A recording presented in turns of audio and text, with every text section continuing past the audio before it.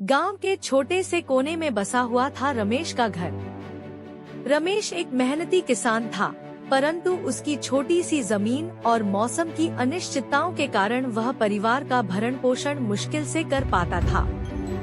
उसकी पत्नी सुमन हमेशा उसका हौसला बढ़ाती और कहती, परिस्थितियां चाहे जितनी भी कठिन हो, मेहनत और ईमानदारी से रास्ता जरूर निकलता है। एक दिन गांव में सरकारी अधिकारी आए और बताया कि सरकार गांव के किसानों को एक नई योजना के तहत सब्सिडी पर आधुनिक खेती के औजार और प्रशिक्षण देने वाली है। रमेश को यह सुनकर लगा कि शायद यह उनकी किस्मत बदलने का मौका हो। उसने योजना में शामिल होने के लिए आवेदन किया। कुछ ही दिनों में रमेश को खेती के नए तरीके सीखने का अवसर मिला। उसने जैविक खेती और पानी के सही उपयोग के बारे में जानकारी प्राप्त की। अपनी छोटी सी जमीन पर उसने नई तकनीकों को अपनाया। इस बार मौसम ने भी साथ दिया और उसकी फसल पहले से दोगुनी हुई।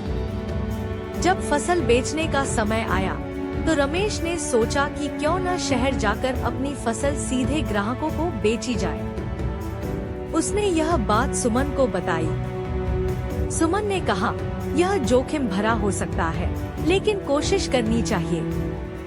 रमेश शहर गया और अपनी जैविक फसल बेचनी शुरू की। लोगों ने उसकी गुणवत्ता को सराहा और देखते ही देखते रमेश की फसल की मांग बढ़ने लगी। रमेश ने जो पैसे कमाए उससे गांव में एक छोटा गोदाम बनाया और अन्य किसानों को भी नई तकनीकों के बारे में सिखाना शुरू किया।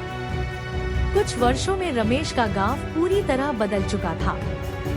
अब वहां के किसान न केवल आत्मनिर्भर थे, बल्कि दूसरे गांवों के लिए भी प्रेरणा बन गए थे। रमेश को इस बदलाव का नेतृत्व करने के लिए सरकार ने सम्मानित किया।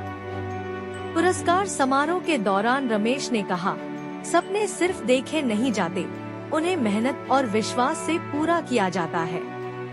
अगर हम एक छोटी सी शुरुआत करें तो बड़ी सफलता जरूर मिलती है। रमेश की कहानी ने यह साबित कर दिया कि मेहनत, विश्वास और नई सोच से हर कठिनाई को पार किया जा सकता है।